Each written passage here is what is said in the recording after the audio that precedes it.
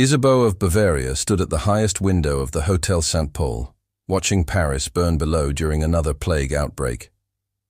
She was pregnant again. Her 12th documented pregnancy.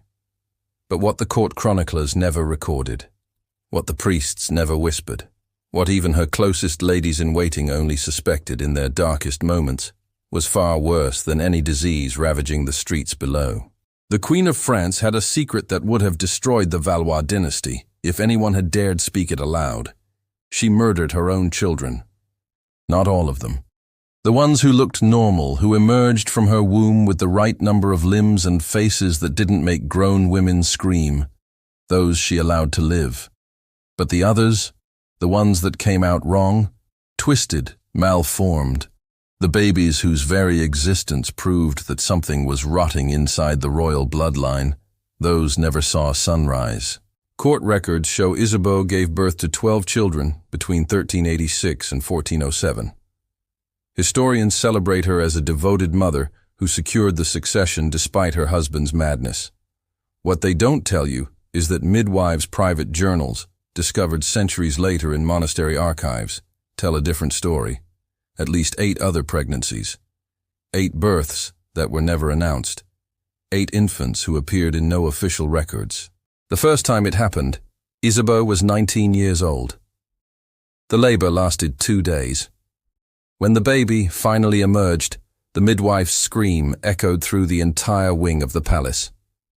The infant had survived the birth, but its face, there was something terribly wrong with its face. The lower jaw protruded so far that the mouth couldn't close. The eyes sat at different levels. One ear was missing entirely. Isabeau looked at the thing that had come from her body. This creature that would reveal to all of France that their queen was producing monsters. And she made a decision that would define the rest of her life. She took the baby from the midwife's trembling hands, walked to the basin of water prepared for washing the newborn, and held it under the surface until the weak cries stopped. The midwife tried to protest. Once. Isabeau had her strangled that same night and buried in an unmarked grave in the palace gardens. The next midwife understood the rules without being told. But here's what makes this story spiral into true horror. Isabeau didn't just hide these births, she kept count.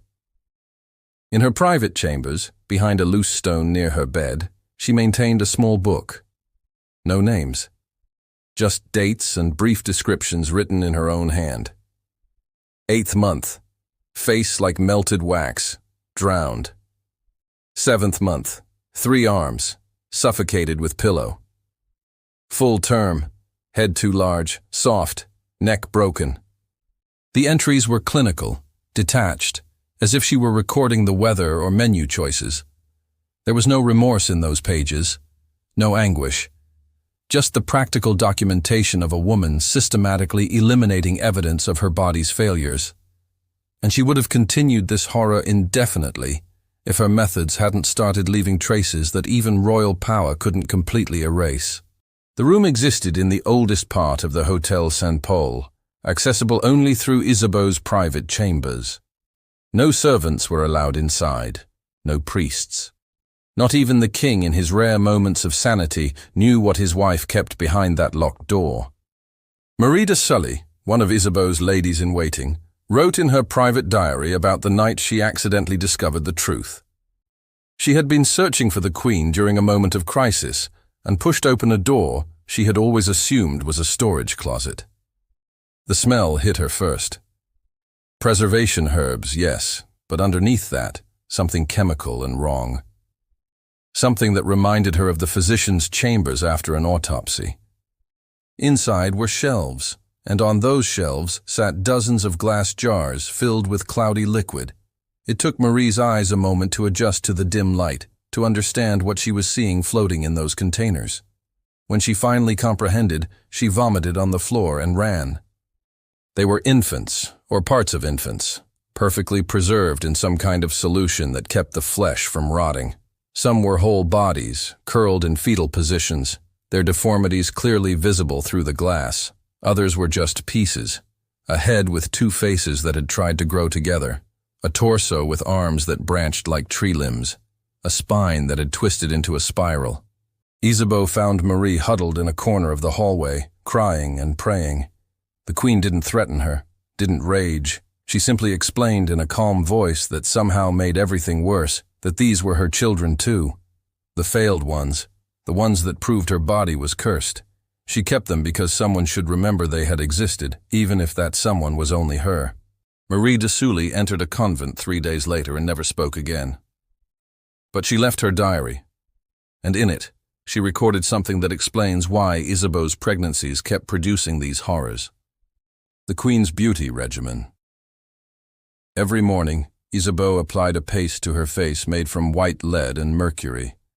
It gave her the pale, luminous complexion that was fashionable among nobility. She drank wine mixed with gold dust, believing it would preserve her youth. She bathed in water infused with arsenic compounds that her Italian physicians swore would keep her skin smooth. These weren't just vanity treatments, they were poisons, and Isabeau consumed them throughout every single pregnancy because she feared aging more than she feared what these substances might do to the children growing inside her. The midwives knew. They had tried to warn her during the first pregnancies. But Isabeau would rather birth deformed babies she could kill than lose her beauty to motherhood. The truly sickening detail that Marie recorded was that the deformities got worse with each pregnancy. The first few failed children had relatively minor issues, a cleft palate here, a clubfoot there. But as the toxins accumulated in Isabeau's body over the years, the mutations became increasingly severe. By her 8th hidden pregnancy, the infant that emerged had skin that was translucent, internal organs visible through the thin membrane. It lived for 6 hours, mewing like a kitten, before Isabeau ended its suffering. She preserved it in the largest jar, right at the center of her collection. The palace staff whispered that Isabeau's private chamber smelled wrong. That sometimes, late at night, servants swore they could hear infant cries coming from inside, even though everyone knew the queen was alone. Some said the souls of the murdered babies haunted her, but the truth was somehow worse than ghosts. Isabeau visited that room every single day. She would sit among her collection of failed children, talking to them, explaining why she had to do what she did, telling them that she was protecting the dynasty, protecting France, protecting the carefully constructed lie that the royal bloodline was pure and strong.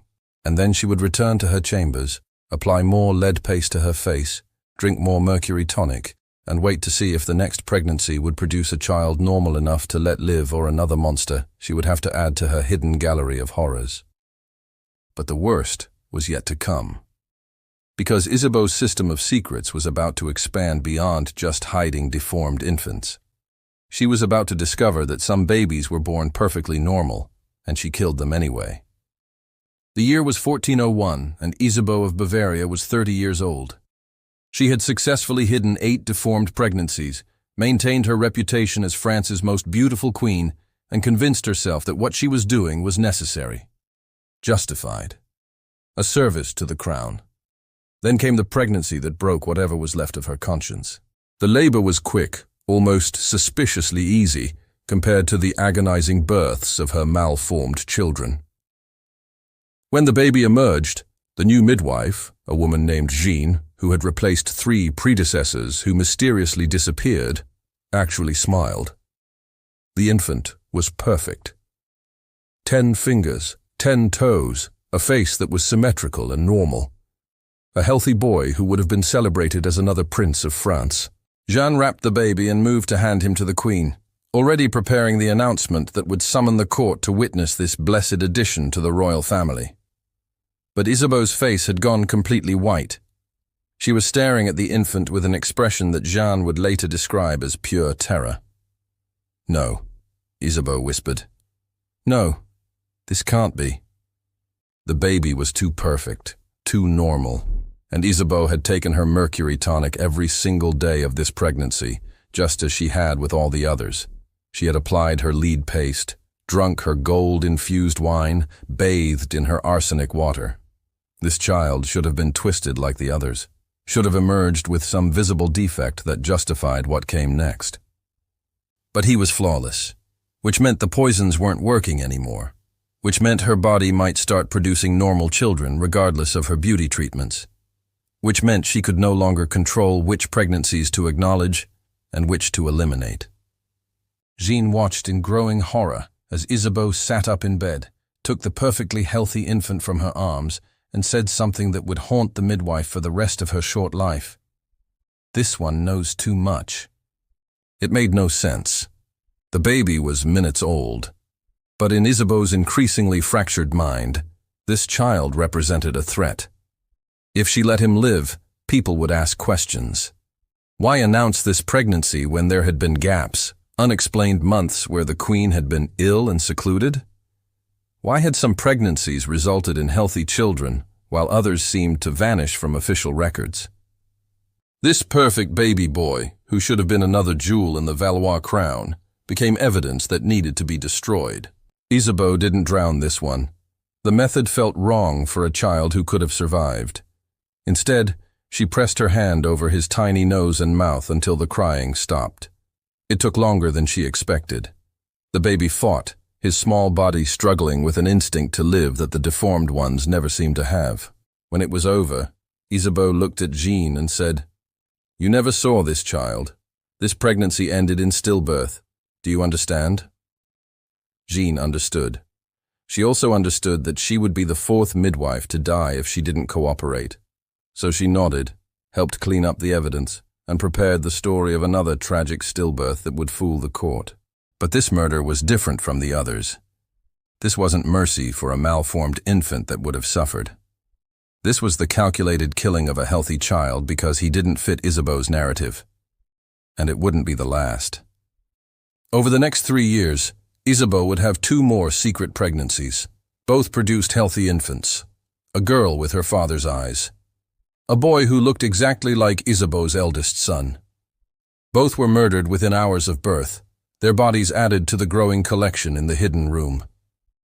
The midwives who attended these births were given increasingly elaborate payments to stay silent. Gold, land grants, positions for their families.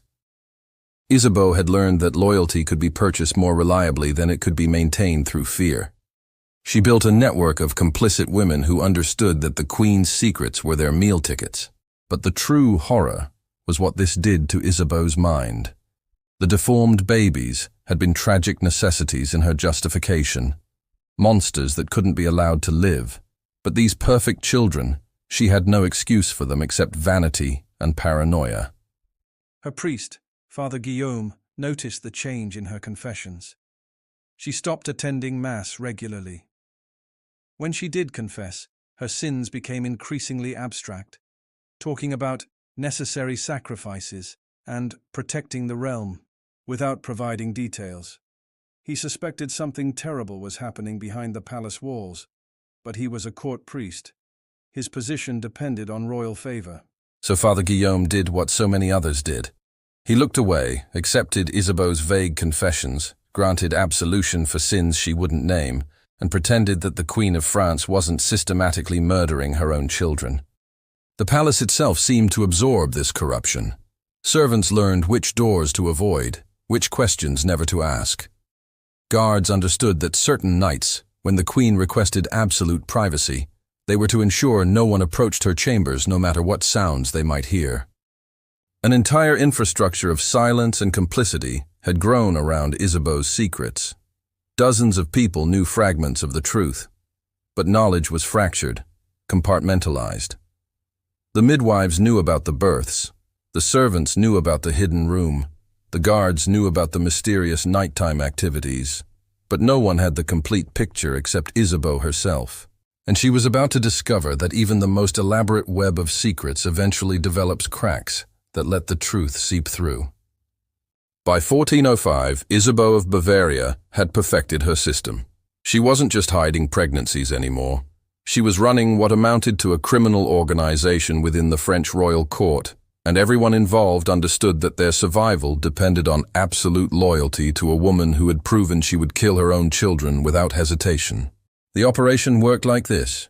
When Isabeau discovered she was pregnant, her closest lady-in-waiting, Marguerite de Germonville, would immediately begin preparations. If Isabeau's physicians, who were now fully aware of what the mercury and lead were doing, determined the fetus was likely to be deformed. The pregnancy would be announced normally. These were the safe pregnancies. If the child emerged too twisted to present to court, well, infant mortality was tragically common. No one would question a stillbirth. But if the physicians suspected the pregnancy might produce a healthy child, particularly during periods when Isabeau had reduced her poison intake for appearances at state events, different protocols activated. The Queen would claim illness. She would retreat to her private apartments. Official court records would show nothing unusual. And 9 months later, a baby would be born that officially never existed. The midwife currently in Isabeau's employ, a woman named Catherine who had attended 6 of these hidden births, had become wealthy beyond her wildest dreams. She owned property in 3 cities. Her son had been granted a position in the royal household. Her daughter had married a minor noble. All because Catherine understood that some babies needed to disappear, and she asked no questions about why. But Catherine wasn't alone. Isabeau had constructed an entire pyramid of complicity. At the top, her most trusted ladies-in-waiting, women who had been with her for years and knew every secret. Below them, the physicians who provided the poisons and the medical cover stories. Then the midwives who attended the births. Then the servants who cleaned the birthing chambers and disposed of evidence. At the bottom, the guards who ensured privacy, and the priests who provided flexible interpretations of confession and absolution. Each person in this network was paid handsomely. Each person also understood that they were expendable. Isabeau had already demonstrated what happened to those who showed any sign of disloyalty or weakness. The early midwives had simply vanished. Later, as Isabeau became more sophisticated, people who knew too much would be rewarded with positions in distant provinces, far from court, where they could never compare notes with others who shared their knowledge.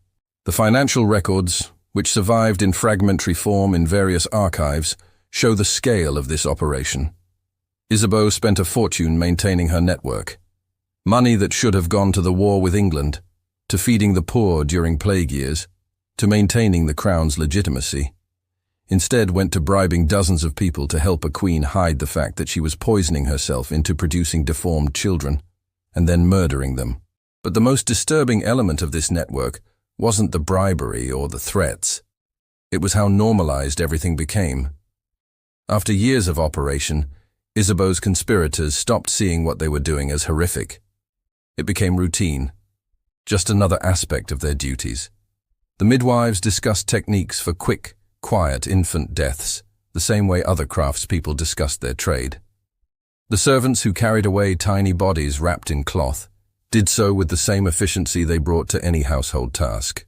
One surviving letter, written by Marguerite de Germonville to her sister, casually mentions helping with the Queen's monthly difficulties, without any sense that she was describing participation in infanticide. The language had become so sanitized, so bureaucratic, that the human cost disappeared behind euphemisms and procedure. Then there was the problem of disposal. 8, possibly more, infant bodies couldn't just vanish. Isabeau's solution was grimly practical. The preserved specimens stayed in her hidden room, her grotesque museum. But the others, the perfect babies she had killed for no reason except paranoia, those were buried in the palace gardens under cover of night. Marguerite kept a crude map in her own chambers, marking the locations. She claimed it was so they could avoid accidentally disturbing the graves during garden maintenance. The real reason was darker. She wanted to remember. Some small part of her conscience, buried under years of complicity, needed to maintain a record of what they had done. The psychological toll on the conspirators varied. Catherine the midwife seemed genuinely unbothered, treating it as just another job. But other participants weren't so resilient. One of the physicians, a man named Robert de Bellachos, began drinking heavily. His colleagues noted that he would sometimes wake screaming from nightmares. When he died suddenly in 1406, possibly by his own hand, his personal papers revealed he had been keeping his own count of the infants. 15. He believed Isabeau had killed at least 15 of her own children, though his records couldn't prove it. The priests involved developed their own moral accommodations. Father Guillaume eventually stopped trying to extract genuine confession from Isabeau. Instead, he focused on the doctrine of royal exception, the idea that monarchs existed in a special relationship with God that ordinary people couldn't judge. If the Queen of France committed sins in service of the realm, well, God would sort that out. It wasn't his place to deny her absolution. This web of corruption had become so extensive that by 1407, dozens of people at the French court were actively participating in or enabling Isabeau's systematic infanticide. And not one of them was willing to break the silence. The payoffs were too good, the threats too severe, the psychological investment in maintaining the lie too deep. But they had all forgotten something crucial about secrets. The more people who know, the harder they are to keep. And Isabeau was about to discover that even the most elaborate conspiracy can be undone by a single person who decides their conscience matters more than their comfort. Someone was about to talk. And when they did, the revelation wouldn't just destroy Isabeau. It would expose everyone who had helped her. Her name was Allais, and she was nobody important. Just a chambermaid who had worked in the Hôtel Saint-Paul for 3 years, cleaning rooms, changing linens, the invisible labor that kept a royal palace functioning. She was 17 years old when she accidentally walked in on something that would haunt her for the rest of her very short life. It was late summer, 1407. Allais had been sent to clean the Queen's private chambers, while Isabeau was supposedly attending evening prayers. But the Queen had returned early, slipping through the servants' entrance to avoid the main halls. When Allais entered the hidden room, having been told it was a storage closet that needed organizing, she found Isabeau standing among her jars. The Queen was talking to them, to the dead babies floating in their preservative solutions. She was holding one of the jars, cradling it like a mother holds a living child, and she was weeping, apologizing, explaining in a broken voice why she had to do it, why they couldn't be allowed to live, why their deformities would have destroyed everything. Then Isabeau saw Allais standing in the doorway. For a long moment, neither woman moved. Allais was staring at the shelves, at the contents of the jars now fully visible in the lamplight. Her mind was trying to process what she was seeing. Those were babies, dead babies, dozens of them. Some so malformed they barely looked human, but others looked completely normal.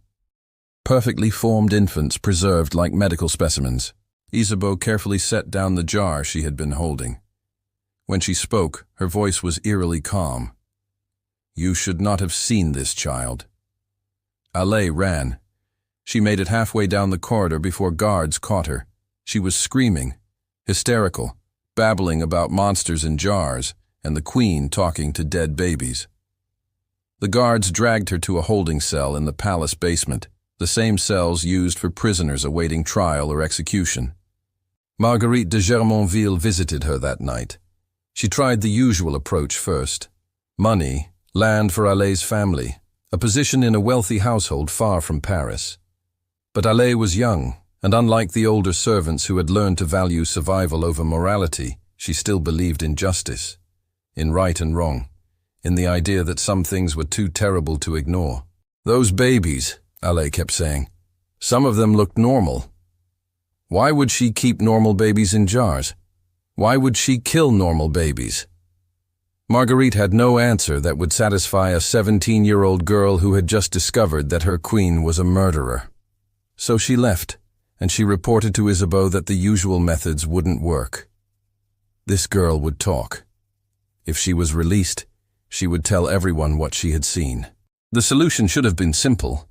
Allais should have disappeared like the early midwives. An accident, a sudden illness. The Seine had swallowed many secrets over the years. But something had changed in Isabeau.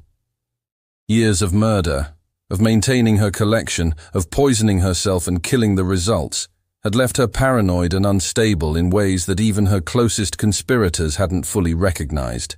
Isabeau decided to visit Allais herself. She needed to look at this girl, this nobody chambermaid who threatened everything, and convince her that silence was the only option. What happened in that cell was never officially recorded, but the guard on duty later told his confessor some of what he overheard. Isabeau, tried to explain. Tried to make Alé understand that she had done what was necessary, that queens make impossible choices, that those deformed babies would have suffered, would have been mocked, would have weakened the crown. She talked for hours, growing increasingly agitated as Alé simply stared at her with undisguised horror. Finally, Alé spoke. "What about the normal ones? The jars in the back, those babies looked perfect. Why did you kill them?" Isabeau had no answer.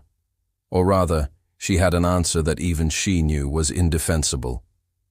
"I was afraid. I couldn't control which pregnancies to hide if my body started producing healthy children despite the poisons. I killed them because they were evidence that I was murdering the deformed ones by choice, not mercy." She couldn't say any of that. So instead, she had Alé's tongue cut out. It was a brutal compromise. Alé couldn't speak, couldn't tell what she had seen, but she remained alive. Isabeau convinced herself this was mercy, that she had shown restraint. The girl lived, after all. She was sent to a convent with a generous donation, where she would spend the rest of her days in silence. But Isabeau had made a critical mistake. Alé could still write. The nuns at the convent, horrified by what had been done to this young woman, gave her parchment and ink. And Alé, with shaking hands, wrote everything she had seen. Every jar, every tiny body. The queen crying and talking to her collection of murdered children. The normal babies that should have lived. The nuns didn't know what to do with this information. Accusing a queen of infanticide was dangerous, potentially suicidal. So they did what religious institutions often did with uncomfortable truths. They sealed Alé's testimony in their archives and pretended it didn't exist. But the damage was done. Whispers started spreading. Not the full truth, but fragments. People began asking questions about why the queen had so many stillbirths, why certain pregnancies were announced and others seemed to vanish from court gossip, why servants who worked closely with Isabeau either became suspiciously wealthy or disappeared entirely. The Duke of Burgundy, who had his own reasons for wanting to undermine Isabeau's power, began quietly investigating. He couldn't prove the infanticide, not with everyone in Isabeau's network still maintaining their code of silence. But he found the financial records, the enormous payments to midwives and physicians, the grants of land and titles that seemed unconnected to any royal service. He used this information not to expose Isabeau publicly, that would have been too dangerous, but to blackmail her, to force her into political compromises that weakened her influence at court. Isabeau, terrified that someone would eventually find her hidden room, began destroying evidence. She smashed most of the jars, tried to bury the remains, scrubbed the room until her hands bled. But she kept 3 jars. 3 specimens that she couldn't bring herself to destroy. 1 severely deformed infant that justified everything in her mind, and 2 perfect babies that convicted her. Those 3 jars would remain hidden in the walls of the Hotel St. Paul for centuries, waiting to tell their story. Isabeau of Bavaria died in 1435, at the age of 64. She had outlived her mad husband, King Charles VI. She had seen France torn apart by civil war and English invasion. She had watched some of her living children die and others ascend to power. And she had carried the weight of her murdered infants to her grave, never confessing the full truth to anyone. Her death was noted in court records with appropriate ceremony. She was buried with royal honors. Her obituaries praised her as a devoted mother and loyal queen. The official history painted her as a woman who had done her best during France's most troubled century. The truth stayed hidden in the walls of the Hotel St. Paul for another 347 years. In 1782, during renovation work on a building that had once been part of the old royal palace complex, workers broke through a sealed chamber that didn't appear on any architectural plans. The room was small, perhaps 10 feet square, and when they opened it, the smell that emerged made several men vomit immediately. Inside, they found 3 large glass jars, the preservation liquid long since evaporated, leaving behind mummified remains. The workers called for a physician, thinking they had stumbled onto some kind of medieval medical collection. Dr. Philippe Sarraut, who examined the contents, immediately recognized what he was looking at. These were infants, preserved fetuses or newborns. He carefully documented what he found. The first jar contained a severely malformed child, its skull misshapen, limbs twisted in ways that would have made survival impossible. Medical curiosity, Dr. Sarraut assumed. The kind of specimen physicians kept to study abnormalities. But the second and third jars shook him. These babies were perfect. Full-term infants with no visible deformities whatsoever. Healthy children who should have lived. Why would anyone preserve normal babies like this?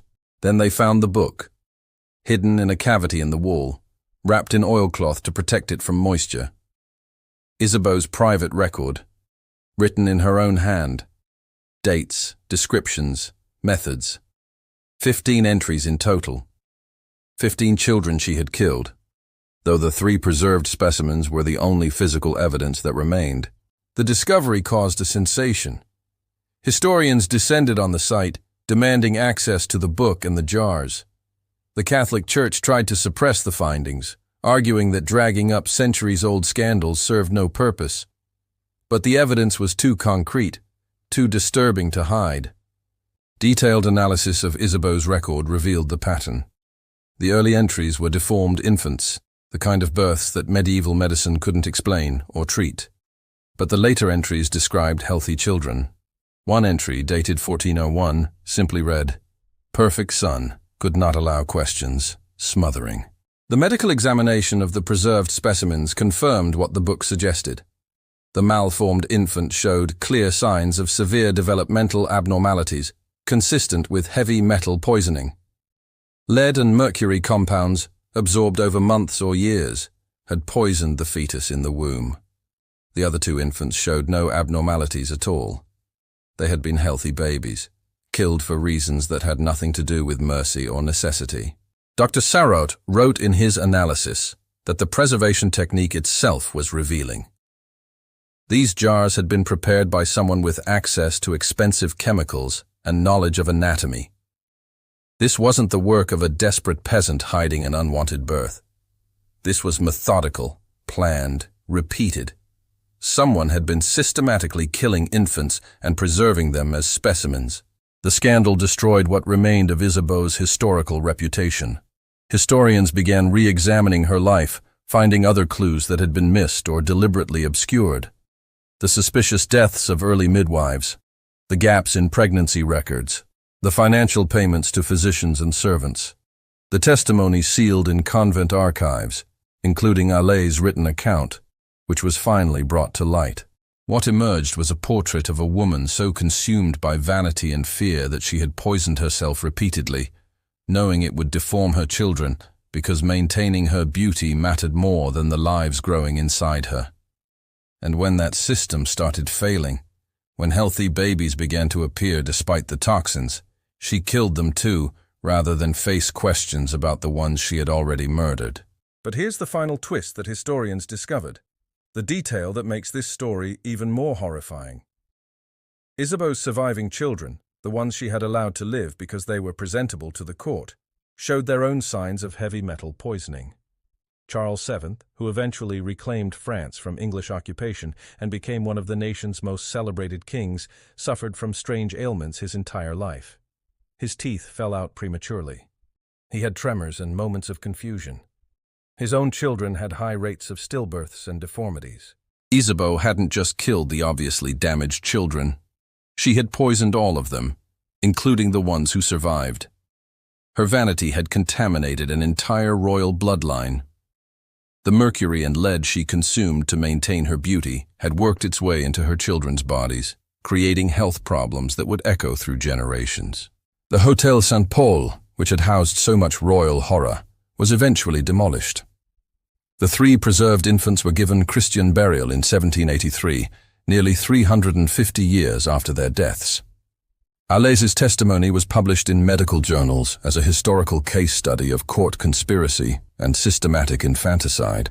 As for Isabeau's hidden room, the one where she had kept dozens of jars and spoke to her dead children, it was sealed again after the discovery. Workers reported that they couldn't stand to be in that space for long. Something about it felt wrong, corrupted, as if the room itself had absorbed the horror of what had happened there.